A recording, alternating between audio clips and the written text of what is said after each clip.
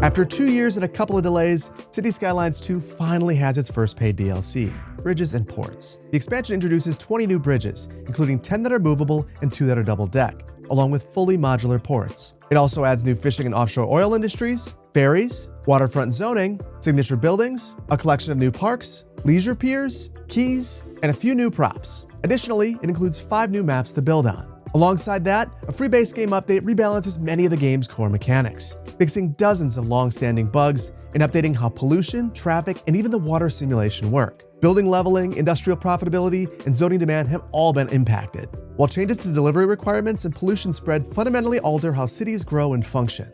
In this video, I'll walk you through everything the DLC has to offer, from its new assets to its new maps, and share my experiences playing on the game since the new update. After that, I'll rank Bridges and Ports against all the City Skylines I DLC, so you can see how it stacks up to what came before it. And finally, at the end, I'll give you my honest state of the game 2 years after launch. And if you enjoy these deep dives into City Skylines II expansions, hit the like button and consider subscribing so you don't miss out on future videos like this one in the future. But before we dive in, it's starting to cool down here in Madison. And as the weather turns, I've been spending more time indoors trying to stay cozy. And that's why I'm excited to tell you about today's video sponsor, Bombas. Now, when you think of Bombas, you might think of socks, but they make so much more. What I've been loving lately are their Sunday slippers. They're the ultimate house shoes. They've got this warm Sherpa lining that makes them perfect for staying cozy inside, and a hard-bottom sole that makes them versatile enough to go outside and grab the mail. And that means that I basically never take them off. Now, once my daughters saw my slippers, they had to have their own, so I grabbed them the Bombas gripper slippers. And that's because they're washable, grippy on hardwoods, and so warm and comfortable that my youngest said she never wants to take them off. Seriously, she wears them to bed every single night now.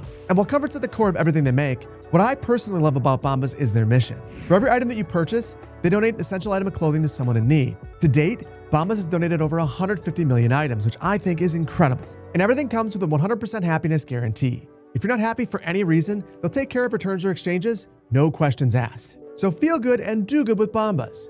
New customers get 20% off their first purchase. Just go to bombas.com/cityplanner and use code CityPlanner at checkout. And they now offer international shipping, so you can get them no matter where you live. A huge thank you to longtime channel partner Bombas for sponsoring another video. Now let's get back to it. Let's begin by taking a look at everything that the DLC has to offer.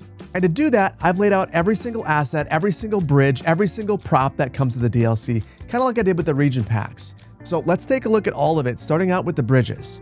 And the DLC comes with 20 bridges, and honestly, they're all incredibly nice. The first 10 that you see here are all movable bridges, and they're all a little bit different. The first 3 here are drawbridges. We got a 2, a 4, and a 6-lane variant. And you can see that they raise up as the ship goes underneath it, and then they come back down so that cars can drive over the top. It is incredibly attractive. The next one is really interesting though. This is a 4-lane highway, double train track, double-decked lift bridge. So you can see that center segment is being lifted up, and underneath this, or what it's actually connecting, is a highway segment, and underneath the highway segment is a train track. Now, in my experience, this one is a little bit challenging to work with in vanilla, but it's totally doable. It takes a little bit of practice though, but the bridge itself is totally worth it. It's absolutely beautiful. Next to that, we've got a 2-way train track lift bridge. So this is not a double track segment. This is just a single track segment, bi-directional, and it has the lift bridge in the center. Absolutely beautiful asset. Always red, so just know that this is the way that the bridges look. They're not recolorable. They are what they are.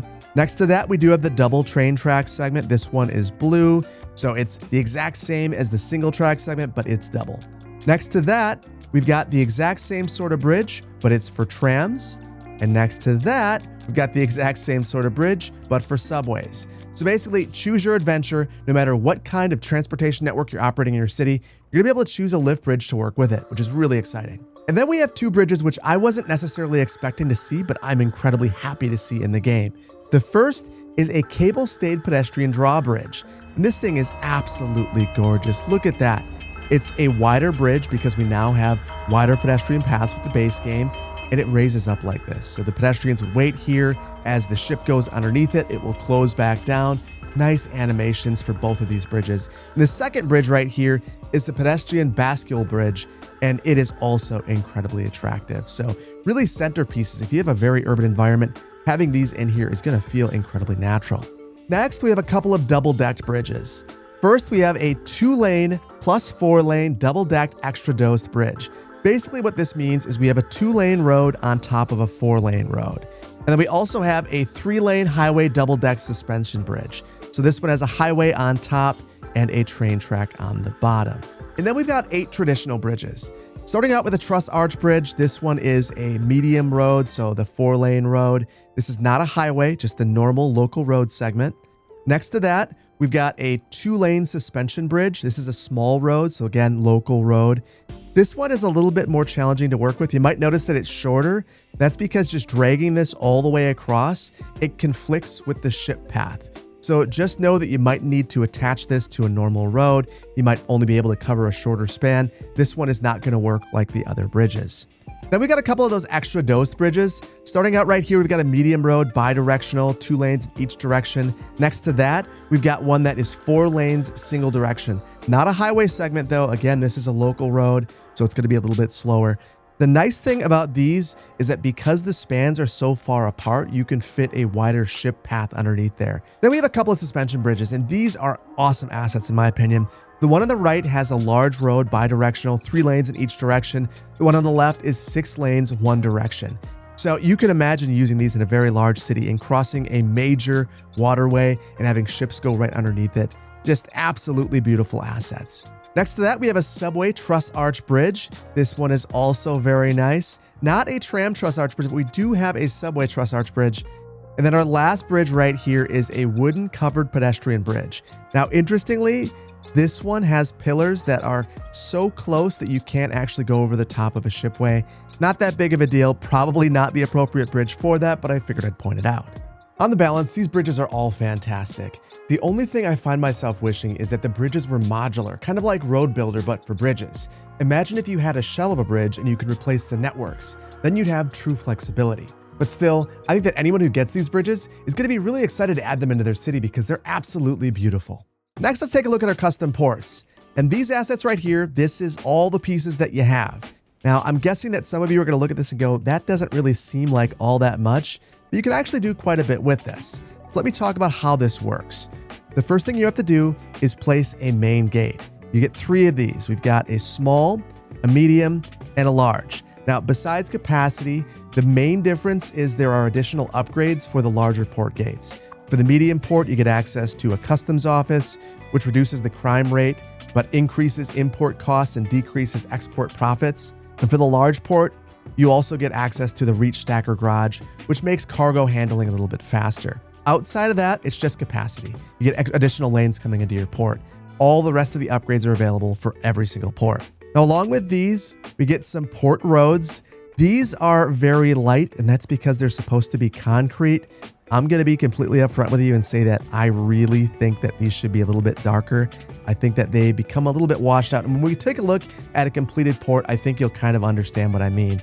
They also do not combine very well with the asphalt roads, so keep that in mind. When you're building your port, you're probably going to want to go with just these roads. And as far as the roads go here, there's a good variety. Everything from 3-lane roads to single direction roads. You're going to kind of pick your poison, all different widths too, so you can really use these in a variety of contexts. And even though you can use all of those as key walls, it also comes with a custom key wall, and I think that this looks really nice. It ends up with the bumpers here when you place either the passenger terminal, the container crane, or the striped container crane on here. This is what it looks like when there is no crane on there. So there are no upgrades for the passenger terminal. So that means that this might not be as attractive as the dedicated passenger terminal, but it's nice to be able to add it right into your harbor. The container crane is available by default. This is the first thing that unlocks. This is smaller and fits nicely over the road. This crane, the striped one, is functionally the same. It doesn't actually provide any additional capacity or anything like that. All it does is it's just a bit wider, it looks a little bit different. Now, do keep in mind that if you place this on here, it's going to widen out your key wall. So you're probably not going to want to take your intermodal terminal or any of your container yards and place them right up against the key wall. I like to keep a little bit of separation so that I can expand this if I want to in the future. The other thing to know about these is you can't select the color. So if you place multiple of these side by side, they will be random colors. Not the end of the world. They are recolorable, but it is something that if that bothers you, keep that in mind. Behind all that, we have a couple of upgrades. Right here, we've got some auxiliary port gates, a small and a medium. These are the only auxiliary port gates that are available. There's not a large variant. and you have to use these. You can't just take 2 of your port gates and place them. It'll actually give you an error and it won't let you do it. Your port will stop working. So if you want to have a secondary access, you have to use one of these auxiliary gates and you have to progress to reach these. Otherwise, you're cul-de-sacking your port, which is how many of them are in the real world as well. Over here, we've got an employee canteen. This makes your port a more attractive place to work, increases your efficiency, makes the entire thing a little bit more profitable. We also have port security. This is basically a police station, and emergency response, basically a fire department. Up next, we have an absolutely excellent asset. This is the intermodal train terminal, and there's a couple of ways that you could use this. If you have a port on water, you could use this to bring trains straight up to your port and have the efficiencies that are associated with that. But if you don't want to have a port on the water, you wanted to have something inland, you could use this as the center of your port and have a whole bunch of the storage around it. That would work as well. So I have a feeling that people are going to use these all the time and make completely custom train terminals because this is just so much more flexible than what we have available with the vanilla game. And then we have all of our storage options. Starting out right here, we've got a container yard, we've got some warehouses, we've got some tank farms, bulk storage for things like ore and coal, and then a couple more small storage yards, but we'll come back to those in just a minute. You start out with the small variants of all of these, and as you level up your port, you're able to get the medium and the large variants. The large warehouse is actually 336 meters long. It is incredibly long. And it's the exact same thing with the large container yard. So these really make a port feel busy and active. When your port is totally operational, you'll have reach stackers going in here, grabbing containers, and moving around your port, and it just adds a whole bunch of life and makes it all feel much better. Now, in terms of the differences with these, you'll get your dry goods here. The small cargo yard has a 3-ton capacity. The small warehouse has a 5-ton capacity. But keep in mind, you can fit 2 of these small container yards in the same space as the small cargo warehouse. So technically, you'd be able to fit more if you left everything open to the air. Next to that, we have some tank farms, obviously for our liquid storage, petroleum, oil, things of that nature. This one right here is 25 tons. This one is 3 kilotons, and that completely threw me off. Just know that you're not looking at something weird. The measurement's just a little bit different. Next to that, we've got the bulk storage. These are for things like coal, minerals, things like that. And again, these are very, very large. They're about the same size as these in terms of the capacity. We're looking at about half the capacity of the small container yard. And then finally, we have these small storage yards. Now, these are port assets, but they're not found underneath the ports. These are assets that you could use basically anywhere in your community. They're actually found underneath your road transportation. There's a small, medium, and a large variant. You can place these in any industrial district to improve the logistics of your city, and I have a feeling that these are going to look excellent next to some of the factories that come as signature buildings. And then finally, I figure I've got to show you a real port so you can actually envision how these could fit together. So this is the port that I made for the Ultimate Beginner's Guide to City Skylines II, and I think that it's turned out pretty well. And there are a couple of things that you might not have been able to notice. Starting out with this bulk storage right here, depending on the material that's being stored, the color of the piles will change, which I think is a nice detail. Behind this, I've got a mixture of some of this container storage and the intermodal facility, and they just fit really nicely together. They just look really natural side by side. Right here, we've got the passenger terminal, and I have the auxiliary entrance right there so that if you were coming to visit, you could head in quickly to this passenger terminal, have a place to park, and get on your ship. Moving back here, I've got a whole bunch of that bulk storage. I went with some warehouses, some of our small and medium container storage. One thing I want to point out is that there's not a lot of variation here. In fact, you're going to see the exact same configuration over and over and over. You could even see that these assets, the containers look exactly the same. So you're not going to see any changes there. And you might want to rotate things around, something I didn't do here if you want it to look a little bit more varied. Now, I mentioned giving a little bit of a setback from the containers if you want to be able to upgrade them in the future. You can see that I've done that here. I just added that little bit of blank space and added a surface underneath. And now if I wanted to go with any of the larger containers in the future, totally doable. So I would highly recommend that you do this. And look at what's happening in these roads. We have some of these stackers going through. They're carrying the different containers. Brings a little bit more life in here and just makes it feel like something is actually happening, which I absolutely love. And over here, you can see that I have rotated these around so they're not all facing in the same direction. And as a result, even though it's the same asset repeating all the way through here, it feels a little bit more varied and just looks a little bit more natural. Now, in terms of the main gate, here's what I've done right here. I've got the asphalt going into the concrete. It is a very stark cutoff, but I think it looks fine right here. I mentioned that I have a bit of a concern with asphalt going into the concrete. That's really if you're coming in and creating an intersection, it end up looking pretty bad. Actually, I'll show you that quickly. I think it does some pretty unnatural things, so you're going to probably want to avoid mixing these, at least outside of the main entry point, because you'll always end up with asphalt intersections, which, again, I just don't think looks very good. But one thing that does look good that you might have noticed is that the road wear has been inverted and lightened, and I think it looks a ton better. And for the rest of the port, I've kind of mixed some things in. So I got the emergency management facilities right here. I've got the canteen back here with a park asset. Couple of commercial buildings. These commercial buildings actually come with this DLC, and I'll show you those in a little bit. And then back there, I have a specialized industry that I'm going to show you in just a moment. But one final thing worth mentioning, all of the different warehouse options here, regardless of the one you're going with, require road access. And I mention that specifically because some of our specialized industries do not have that exact same requirement. So just know that if you're placing these, you're likely going to want to keep a nice tight grid, wrap the roads all the way around there, and you're going to have direct road access, otherwise they won't work. Next, we have our specialized industries. Starting out with the fishing industry, we got a couple of different variants. We got this inland fishing industry, and then we've got a shoreline fishing industry. And I've got to be honest with you, I really dislike the inland fishing industry. The first time I saw this, I was immediately disappointed, and it's because it acts just like some of the specialized industries that are already in the game, such as livestock farming. We end up with random things spawning in a polygon. It's just not fun. It doesn't look good, and it's not realistic. So I'm not sure why they're doubling down on this. I hope they reconsider this. I mean, they've already shown the promise of the modularity. With the port, you have all these options where you can just upgrade and add things. And I could see a world where I click on the main building and I unlock a certain number of these expansions, and I'm able to place them myself and create a really nice looking inland fishing industry. And the funny thing about this is you actually have some of this modularity built in. These cold storage, they are all modular. So I place these on my own. And that's because you actually have to plan for storage. Your building or your industry will not be as efficient if it doesn't have enough storage. So they've already got a partial modular mechanic built in. I hope they go back to the drawing board and finish it, because right now it just kind of feels like it's not done. That said, things are better with the offshore industry.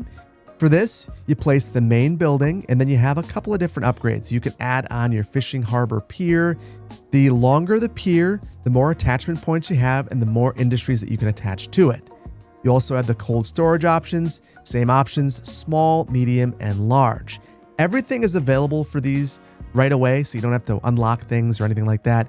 There are two different fishing areas that you can place. You can place this normal fishing area or an open water fishing farming area. The fishing farm is right here, and this is a lot like the inland fishing farm, and as a result, it doesn't look good. You place this thing, you don't have to have any fertility underneath it. You can place this in any open water, and you'll have these random nets just spawn in. Now, the unfortunate thing to me is that the nets themselves look amazing. I think that they've done an excellent job with the asset. Again, they just aren't giving you the control that you need to make a very convincing fishing area. So again, I hope they go back to the drawing board. But the whole reason that you'd want to place this one is that you can put it anywhere. The open water fishing area, you don't have any of the nets, and as a result, it looks much better, and I have a feeling most people are going to want to use this. The main drawback here is that you have to have deep water. Now, the nice thing is you can create your own deep water. You can dig down and add a fishing area, and the way that you can see where fish are is just to go into your natural resources view. So right here, you can see you've got a little bit of deep water, and as a result, there's a little bit of fish here. And you know, while I was lukewarm about the fishing industry, I am anything but about offshore oil. I think that this is the best specialized industry in the entire game. It shows the promise of the mechanic, and honestly, it's a lot of fun to build with. So for this, you've got a couple of different options. You place your main building, and then when you click on it, you can build a pier. And the type of pier that you want to build is going to be different depending on the type of platform that you want to have. So if you want to stick fairly close to the shore, you can go with this compliant tower oil platform, and then you'd want to have a shorter pier. So this has a closer radius. So you can see I can only go out to here with this compliant oil platform, but I can extract oil and connect it with a pipe. And I just think that that is incredibly clever. So I've got that platform there. draw the pipe in just like it's a water pipe, and now it's fully operational. If I want to go further away, I can go with this semi-submersible oil platform. Now this one can go all the way over here if I want it to. So let's plop this thing right here and get this thing operational. To do that, we just have to take a narrow seaway and link this up with our pier. And you can see that I'm actually going straight through this seaway. You can actually use other seaways. So if you have a really wide seaway and you want to use that as a portion of this route, you can absolutely do that. All of these are interchangeable, which I think is pretty darn cool. Then you end up setting up your route just like it's a bus route. Start here, go out here, and finish off here. And just like a bus route, if you want to change your tanker model, you can absolutely do that. You can go with the super tanker, the oil product tanker, or both. The choice is up to you. And I should have mentioned this, with the fishing industry, there are actually 3 different models there as well. You can mix or match or choose just one. The choice is yours. Now, the other component to this industry is this storage. And one of the reasons why I mentioned that the storage for the port has to be on a road is that this does not have to be on a road. This has to be within a radius. So this is very similar to some of the other radiuses that you have for sub buildings. You can place it anywhere within this radius and it'll be functional. You can even see that the amount of storage that I have is increasing as I place these. It doesn't matter where they are. And I think the reason it doesn't matter is the stackers don't actually go up to these and use them. That also means that if you place these within a port area, you've got a bit of extra flexibility. Maybe you can combine assets and make it feel a little bit more varied at your port. The one thing to keep in mind with the offshore oil and the fishing industry is that you can't place these on a quay wall. So that does limit your flexibility a little bit. You have to get creative if you want it to look nice, but totally doable. Well, you just have to be a little bit more considerate about how you're building your port. But honestly, I think one of my favorite things about these industries is that we now have more information about what's happening underneath the hood. If you click on any of these now, this goes for the old ones and for this one, you're able to see information about the profit that's being generated by this industry, as well as how much the storage is being used. So now you can make decisions about whether you want to expand the industry, add more hubs. It just lets you play the game as a simulator. And now inside of your economy tab, the production looks completely different as well. And you can see what is happening with the resources that you're getting. So for instance, I'm producing a whole bunch of oil and it's all in surplus, which means that we're exporting it out. Same thing with fishing. And it also means that if you see a deficit, you'll know to build more of these industries so that you can decrease your importing and increase your profits. This does make me hope, though, that in the future, we're able to do more with our industrial zoning. Right now, you're still just zoning in swaths of everything and just hoping that it's meeting the needs of your city. Whereas with all these extractors, now you can place exactly what your community wants. So it is interesting. You can see where they're going, and I hope they keep fleshing out this idea because it's moving in the right direction. Then we've got ferries. And these are interesting. The first time I played this DLC, it didn't have ferries, and this is a surprisingly deep mechanic that I think is really well executed, just really, really works well. So this is similar to Cities 1, where you have to place the main ferry depot, and then you can place the ferry terminal to actually have your routes begin and end at. But it doesn't end there, which is what makes this so special. You can also have one of these shoreline stops. So you can plop this right on the side of a road and have a quick stop right here. Or you can have one of these quay wall stops. You can see it just hangs off the side of the quay wall and you can pick up passengers there as well. So I just think that this is executed really, really nicely. It is just the assets are very, very nice. They have upgrade paths. So for instance, this right here, if you want to add a bus terminal to it, you can absolutely do that and add that right onto the side of this. The asset itself is beautiful. It just is really well executed. And for the ferry terminal, again, this one has upgrades as well. You can go ahead and add on an extra hull, add even more vehicles. So you can have a fairly substantial ferry system with just one terminal building. So I think that they really kind of knocked ferries out of the park. Next up, we have parks, and I have some mixed emotions about these. I absolutely adore the lighthouses. You get 4 of them. The first 3 you can place as many times as you want. The 4th one is a unique building, so you can only place one of these, but they're all very, very attractive. The only thing that I don't like about these is that you have to place it on a road. So I think that that's a little bit limiting. Do know that you could place it on a pedestrian road if that's what you want to do, but you're not going to be able to place this out off your coast or anything like that. You're going to have to place this on a road because it is a park. And before we move on from the lighthouses, I want to take one more look at this old lighthouse because there's something that I missed that Cuboid pointed out in Twitch chat. So huge shout out to Cuboid. We are able to add on some upgrades here. We have this lighthouse restaurant and a lighthouse museum. And you can add this within a radius of this lighthouse, and you don't need to attach these to roads. So if you wanted to make some sort of a pedestrian village, you could absolutely do that with these assets. All you have to do is place them, then you can attach them to the lighthouse, just like this using pedestrian paths. So a ton of flexibility with this asset. I have a feeling that people are going to love using this because of this feature. For the rest of these parks, my mixed emotions come from the size and what they are, and as well as the pedestrian paths. It just kind of feels like they are excessively big for no reason. For instance, right here we have a bouncy castle park.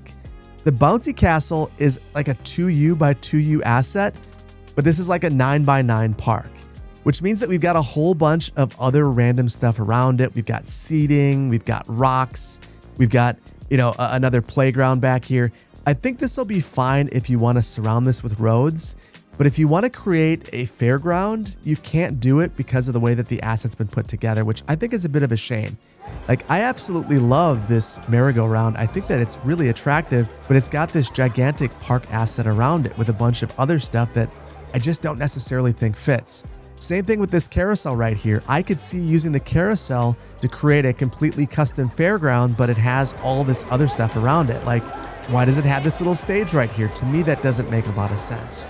Then we get 3 restaurants, and they're all about the same. They're just a little bit different in terms of the layout and configuration.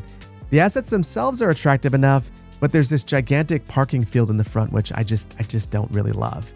Then we get this haunted house park, and this kind of reminds me of the haunted house that you get with the Park Life DLC in City Skylines I.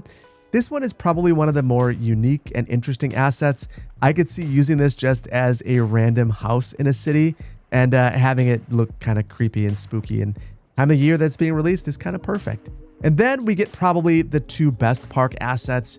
We get the old Ferris ride park and the Spin Vista park.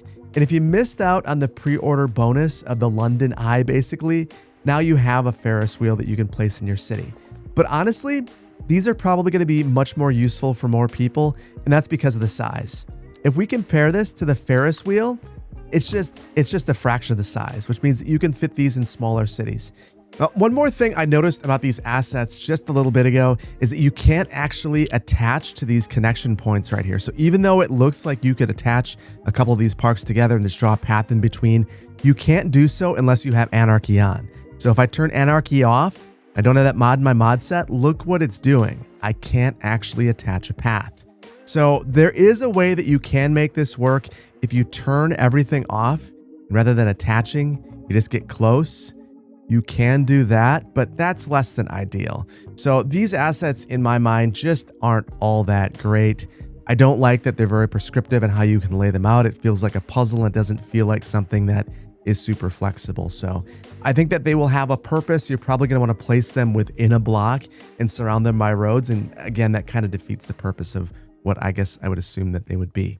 Next, we have 9 new piers. These are a variety of widths. So we have some narrow piers, some medium width piers, and then some wider piers. These are pretty nice assets. You get some good variety. You can see that some of these are just solid concrete, and then we have different railings for these too. And I had these connected with the different width paths right here. You can see we've got the wider paths right here and the narrower paths right here. My main concern with these is you can kind of see it right here. They don't link up all that nicely to paths. We end up with the upside down right there. And then when you link these together, they can look kind of gross. So I guess if you're going to use these, don't link different types of paths together. They don't look very nice. At least these concrete paths up with the other piers, they don't blend well. You end up with these really awkward junctions. But ultimately, hard to be upset with more variety. And I have a feeling that many of you are going to use those piers with these props right here. Yes, these are props. We get a yacht and a sailboat. So I know that many people were asking if these were going to be assets that move around. Unfortunately, they don't, but they do bob in the water. So that does look pretty nice. You also get a couple of other props. I don't know how useful these are going to be. Some rope some fishing nets, things of that nature. Not all that important, but these boats are going to get a lot of use. I have a feeling people are going to be placing these all over the place. And one of the nice things about these is that if you place these, they do spawn in different colors, so there's a bit more variety. One weird thing about these though, for whatever reason, these are found underneath the nature menu. So if you're looking for these, wondering why you can't find them, it's the menu that has the rocks. Scroll to the second page and there's your yacht and your sailboat. Kind of a weird spot, but there they are. The DLC also comes with 6 new keys. We have these medium keys right here, just 2-lane roads. The only difference here is the design on the side. We also have these wide keys, the exact same design. The only difference here is that the key is wider because it has a 4-lane road.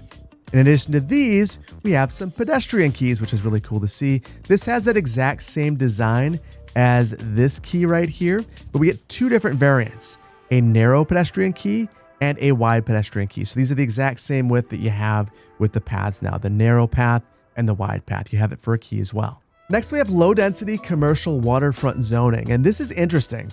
To me, this doesn't really fit with the rest of the DLC, but I guess I'm not going to complain about getting more zonable assets. So we have both a North American and European variant. Both of these have 21 buildings divided amongst 63 assets. And it might seem like there's way more of them, and that's because of some clever trickery that they did to make it feel like there are more. Generally, if you take a look at these, I've divided them up by size, and you can see that there's not very much variety if you go for the exact same size. So if you go for a 2x2 asset, kind of expect to see the same asset over and over and over again. This is the mid-block asset, and then we've got corners. So this is the 2x2 corner, and the other corner is the same asset but flipped. So that is the bit of trickery that they've done right here. And the reason why there are only 21 assets are that some of these assets are the same, just on bigger parcels. So for instance, this asset right here is the exact same as this one. The parcel just happens to be bigger and the propping's a little bit different. So I guess all of this is to say these zones are going to look the best when you zone them in and allow them to naturally grow in and have a variety of building sizes.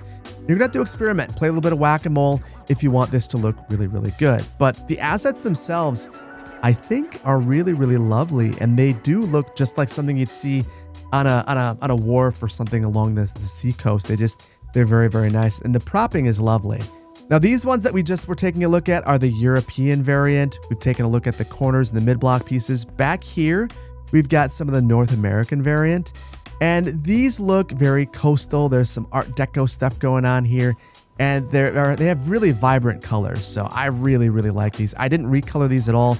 We will take a look at recolor soon, but I could see using these on a shoreline or even in an old downtown or mixing them in with other assets. Really, really, really lovely assets in my opinion. Then there was something I realized on stream today. So this is the exact same zoning category as beach properties. So with beach properties, it's residential waterfront. These are commercial waterfront. So these are gonna look really nice side by side. And it also makes me wonder, was this also supposed to be an asset pack that was gonna be a standalone pack that's now been tacked into this DLC? Kind of like beach properties was standalone. But either way, I'm happy to see these in the game. They are very attractive assets and they are gonna look really nice in a waterfront area. And then finally, we've got some signature buildings. We got a couple of commercial ones right here, a bait and bistro shop, the Villa Mare, the Maritime Museum, and the Conference Center. And these assets are just beautiful. These are some of the best looking assets, I think, in the entire DLC, at least in my opinion. And I could see using these in basically any city. In addition, we get a couple of industrial signature buildings. Right here, we've got the Seafair Shipyards. This is a fun one because if you've already placed some of the vanilla harbors in your city, this one is going to unlock right away. So this will kind of be a gimme. This one is another one of those assets that you can't place on a key wall. So you're going to have to be a little bit more thoughtful about your placement, but you can see a world where you add a key around this and make it fit really nicely. So it's a very nice looking asset. This one right here is the Fish and Chippery Seafood Factory. This one actually unlocks by having a whole bunch of fish farms. So you have to have the inland fish farm and the offshore fish farm. But I think you place 5 of them and then this thing unlocks. And it's a nice looking building. And it takes some of that fish that you're producing and turns it into food. So pretty cool asset. And then finally, the Recolor Test. And for this, I just went with the red, green, blue all the way across there. And you can see that these recolor exceptionally well. All the zone buildings all recolor really well. The ferry terminal recolors exceptionally well. Everything in this pack does really well, all the way down to these parks. The only thing that you can't recolor are the bridges. These are what they are. The bridges are actually really interesting. Not only can you not recolor them, in some cases you can't replace segments. And this is something I figured out the hard way. While I was placing these, some of these bridges allow you to replace portions of the bridge with normal roads. Others say nah. So the double dose bridge, maybe not super surprising that you can't replace those, but the truss arch bridge, that one was a little bit more surprising. I can't replace segments there, but I can with this double dose bridge. For whatever reason, I can do that one. Can't do it with the suspension bridge, probably not surprising. Over here with our specialized industry, completely recolorable, even all the way down to the platforms out here, though they do break, which might be something to keep in mind. That happened, that weird blobby bit, that happened once I recolored. So if you recolor these, you're probably gonna break them. Out here at the port, this is probably what recolors the worst, and it's all recolorable. It's just kind of, you have to tinker around with it. So the main gates recolor exceptionally well.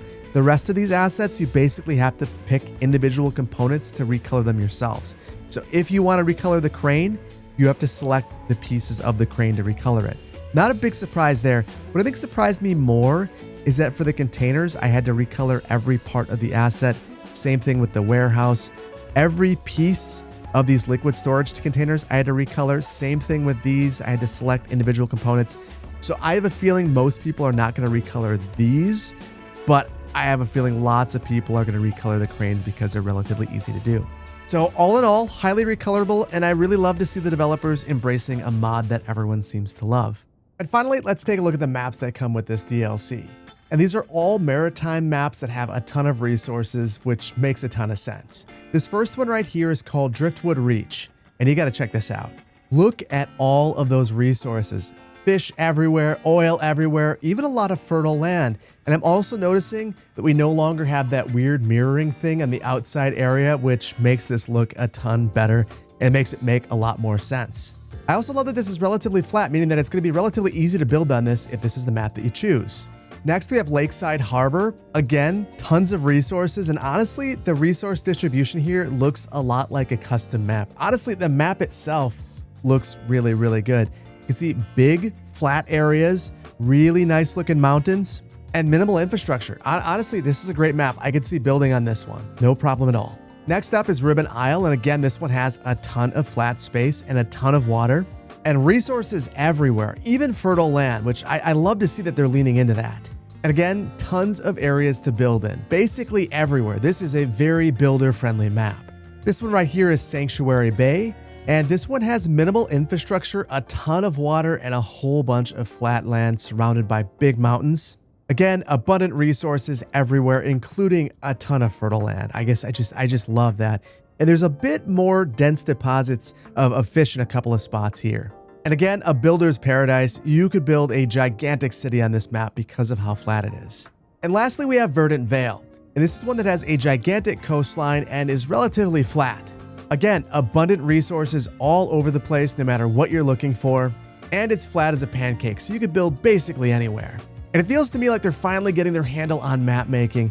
I feel like the vanilla maps that came with the game initially were just really difficult to build on, but these are perfect. These are maps that are a nice introduction to the game and would be a lot of fun to build on.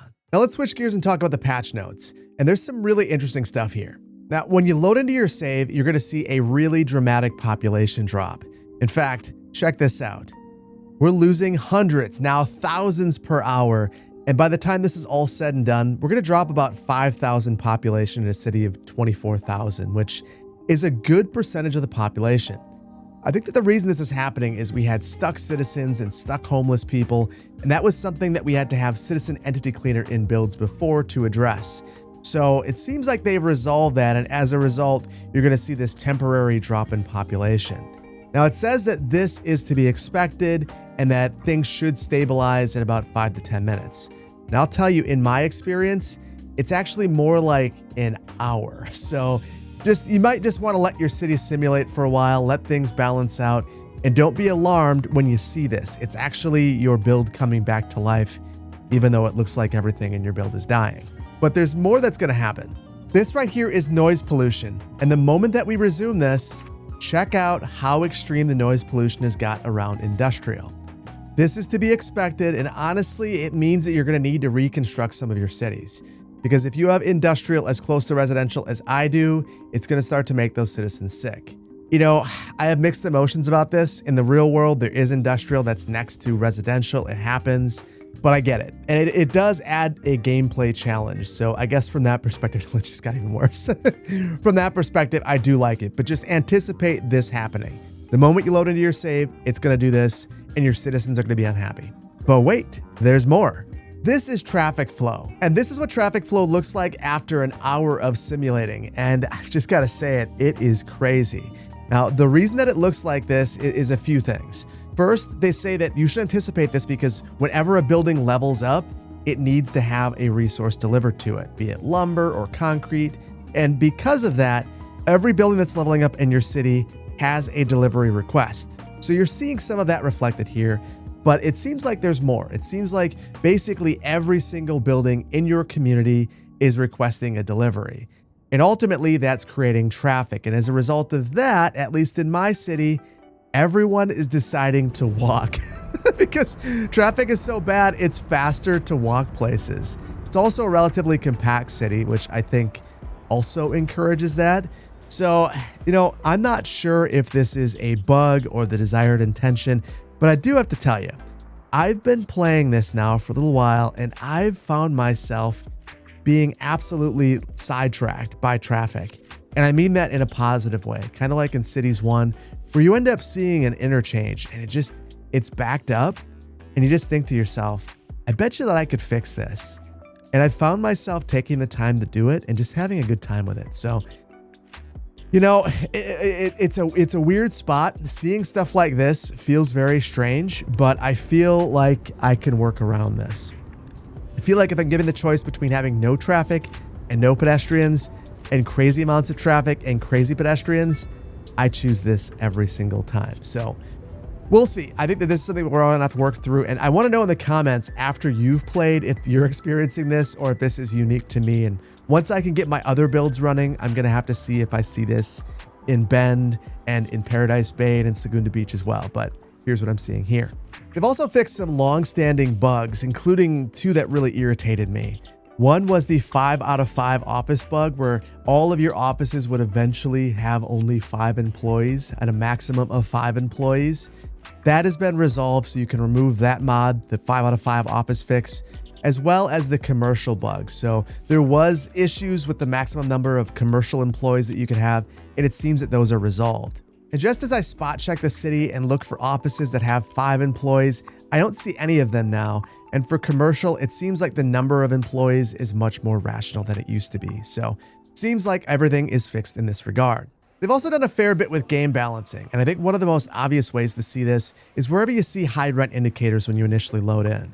So what was happening before is you'd end up with families with wretched household wealth living in low-density single-family homes, some of the most expensive places to live in your city. So with this update, they've reversed that. So wealthier families will prefer lower density and having more space, and poorer families will prefer smaller households where their dollar gets stretched a little bit further. So you're going to notice that these high rent indicators eventually go away as the families migrate out of these homes. The economy's also been significantly altered. Here we are before resuming into this update of the game, and you can see that we're making about $1.2 million per month. Well, they've rebalanced the supply chains and the company profitability and even the signature buildings and how much profit they're generating. And check out what this looks like after simulating for an hour. The city's now making about $2 million per month, and that is a pretty significant change. Ultimately, that means that you can probably purchase more tiles and kind of keep them empty. It means that you can buy bigger city services and not worry quite as much. Yet there's still some challenge. Like once I started building a harbor, for instance, I needed all that extra revenue because it started to kind of reach that equilibrium. So it means that you can invest in more city infrastructure, more large bridges, more public transportation, and still have a city that's thriving. You can buy extra tiles and not work them and still be just fine. They've also adjusted zoning demand. And one thing you'll notice right here is that we don't have all that much industrial demand. We have a bit of office demand and a fair amount of commercial demand. And our residential demand is just kind of across the board incredibly high. After simulating, we have strong demand for basically everything but offices. And honestly, that makes sense. I don't have a university and there are some empty offices in my city. Another thing that's back in the game is building abandonment. And that's not exactly this. This is a house that burned down, but you're gonna see stuff like this and stuff like buildings becoming abandoned if you have issues in your city.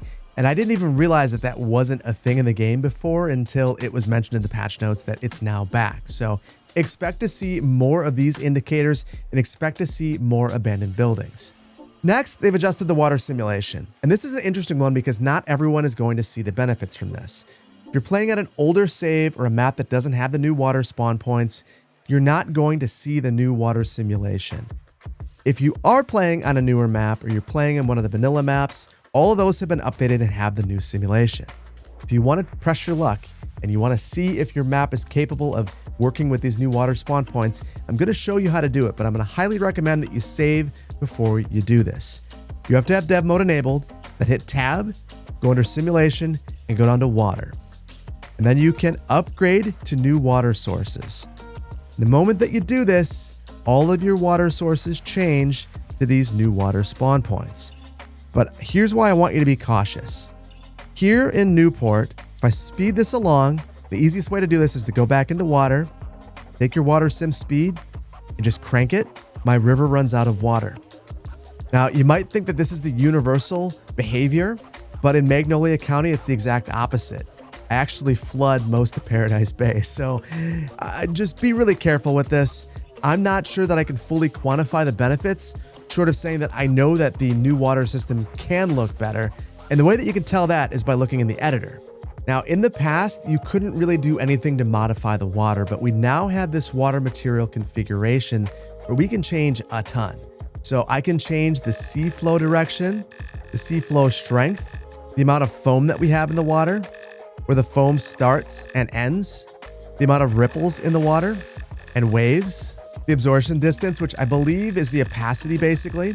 I can also change the color of the water, and that's the refraction color. Let's see the scattering color. There we go. Now we've made it kind of reddish. There we go. Now it's blood red.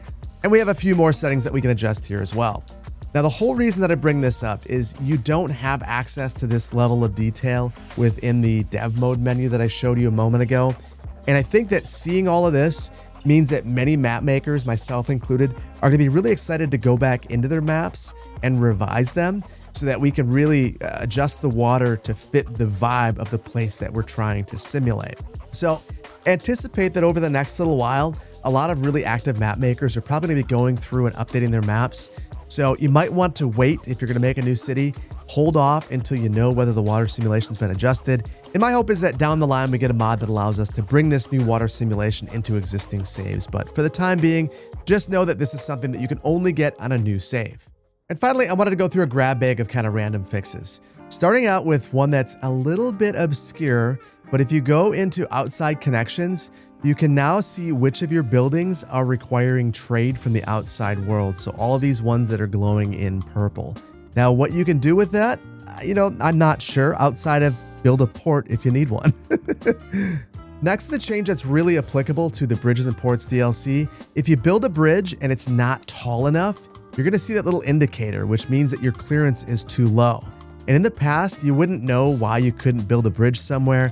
It's really great to see that information because now I know to just keep raising it up. There we go, 40, still too low. 50, now we're good. Now I can clear that span, all because of that indicator. And finally, I've got to show you the production menu one more time. This is so insanely helpful. So you can see exactly what's happening with your industrial flows. For instance, I can see that I have a major deficit of grain. And if I want to resolve this, I just need to build some more grain farms. Now, as I go to place this, I can see that I have a production deficit of 557 tons per month. So if I place this and start to build this, it will now tell me how many resources are harvestable. And if I complete this right here, that's 319 tons that are available to be harvested. And now I know that if I build 2 of these, I can meet the city's entire need which is super cool. And that tooltip that you saw, that extends beyond just this. You can see that as I hover over this, it's flowers, a level 1 building, and it shows me the address. And this exact same sort of info applies to every single building in the game. It's almost like having extended tooltip built in. Doesn't have quite as much info, but it's a pretty darn good start. And honestly, I found it to be insanely helpful as I go through here. Just being able to see that, oh, this is an office. I can see the exact type of office building it is, and I can see the level right up front. And if I want to improve it, now I know that I probably need to put a park here or a plaza to get this area to level up. Now, my general impressions of this update are honestly fairly positive. It feels like I'm seeing more cargo going to my ports. It feels like the traffic simulation is much more substantial. It feels like there's more of a simulation, and I can predict what's going to happen, make adjustments, and actually see those things reflected in the game in a way that makes sense. So in general, the game to me is a lot more fun post this patch. Now, is it super realistic? I don't know what's going on with pedestrians. That feels a little bit outlandish, feels a little crazy, but it also feels like a puzzle to me. And I really like that. I've been noticing that I've just wanted to solve problems. And one of the things that I've had a really tough time with in City Skylines II is that there just aren't problems to solve. So I don't know why I would build more capacity in a highway if there's no traffic. And there are players who are good at that, who can just like paint a city that looks realistic. And then there are people like me who don't want to upgrade things unless there's a capacity reason to upgrade things. I want to be one lane away. I want to keep adding the lane because I have traffic that is necessitating that sort of capacity enhancement. So to me, the game is moving in the right direction for sure from that perspective. Now, I really think that the mechanic or upgrades requiring deliveries to be really interesting. I also think that it's a little bit unreasonable because it means that there's going to be so many delivery vehicles, and that's what most of your traffic is going to be. I also don't love that we still can't level backwards, because if we could level backwards and get more of this sort of traffic to be occurring and having it happening more natural, that would make a lot of sense to me. And it certainly feels like just generally commercial buildings, office buildings, industrial buildings, they all have more of a need for deliveries. And for me, that makes the game a ton more engaging and a ton more fun. Well, let's go back to the DLC for a minute. Where does this thing rank relative to the other DLCs, the DLCs from City Skylines I? Well, here's my tier list. For this ranking, I've ranked the DLCs on their merits alone, not the DLC plus the base game patch that it came alongside of. So in the S tier, I have After Dark, and that's because it brought tourism and leisure and bicycles, a whole mode of transportation, and for me, that makes it absolutely essential. The only other S tier DLC was Park Life. I've said this before, it's my favorite DLC. It was a ton of content. I think it was a ton of fun. I think that it made the whole game feel fresh and unique and fun. In the A tier, I have Campus and Industries. And for me, those were kind of redundant DLCs that didn't really expand base game mechanics a ton, but they made what was in the base game a ton better. These are two DLCs that I think are absolutely excellent that I would recommend to basically anybody. Then we get to the B tier, and here's where things probably get a little bit more controversial. I have natural disasters in the B tier, and that's because it added some levity and humor to the game, and I think that it made things interesting. It added some stakes and some storylines, and it also gave you some assets that were really unique, like that water pump where you could actually dump water out and create rivers in a vanilla game. For me, that was a ton of fun, and I just really liked the DLC. And I mean, think of Verde Beach without natural disasters. Of course I'm gonna like this one. Then we have Mass Transit. Mass Transit's a B for me because we didn't really get a lot in terms of transit.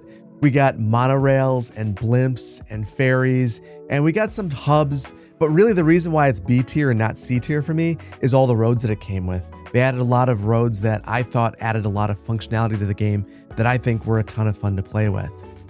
Then we get to airports, and airports is interesting. It didn't add any functionality. It allowed you to create an airport, but the reason why this is a B tier DLC and not an A tier for me is because the airports were really large and you only had 9 tiles available to you in a vanilla game.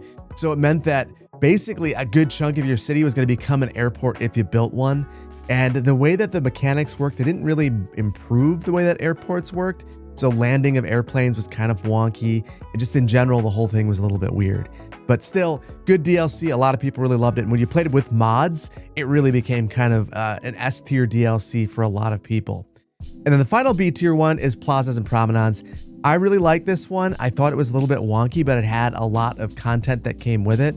Not only did you get all the assets, not only did you get the pedestrian roads, the first time you could actually make a fully pedestrian-oriented city, you also got some weird assets that allowed you to teleport things across the map. And even though it's not realistic, it made the game a lot more fun for me. So this one was borderline A tier for me. I really like Plazas and Promenades. Then we get to C tier, and these are ones that I just kind of go, meh. You know, like if you have it, you're probably happy that you have some of the assets from it, but I wouldn't rush out and get it. I wouldn't really recommend it for just anybody. I'd say get it on sale. So that's Green Cities and Sunset Harbor. Green Cities, it's fine. The assets are nice enough, but it's pretty forgettable. And Sunset Harbor is basically the definition of forgettable. When I think about what's in Sunset Harbor, it's kind of a grab bag of random stuff and then like the fishing industry. So I don't know. It's a fine DLC if you get it on sale. Wouldn't be one of my first choices. Then we make our way to the D tier where I have Snowfall, which just never really sat well with me. The only reason it's D tier and not F tier is that it comes with trams, which I think are pretty exciting. But the mechanics just didn't really translate to me. And I don't like the idea of creating a city that's perpetually in winter, that just like, it's not fun. So I just don't really like that DLC. Along with that, I realized I didn't have Hotels and Retreats. That one is another D tier DLC to me. I don't know why you would want to have hotel management as a city building mechanic, but here we are. The only reason it's D tier and not F tier along with financial districts is that I like the assets for Hotels and Retreats. I think that the financial district assets are gaudy, and I think that the mechanic is ridiculous. I just really dislike that DLC. It should have never come out, at least in my opinion. So that is the framing for Bridges and Ports. And when I think about Bridges and Ports, it has a lot of the same DNA as the Airports DLC. You're able to build something that was already in the game, but do it in a more custom way. And I think with mods, you're going to be able to create some really exceptional things.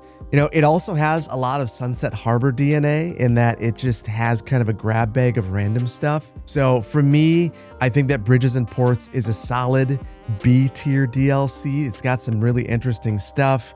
It's got some extra random stuff tacked on. It's not so great that I could say everyone should buy this. You know, it's not campus or industries.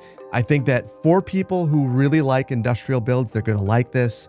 I think if you have the Ultimate Edition and you get this and you're not into industrial builds, you're probably still gonna enjoy some aspects of this. The bridges are really outstanding. I think that the ferries are great. The lighthouses are lovely. Some of the parks are really nice.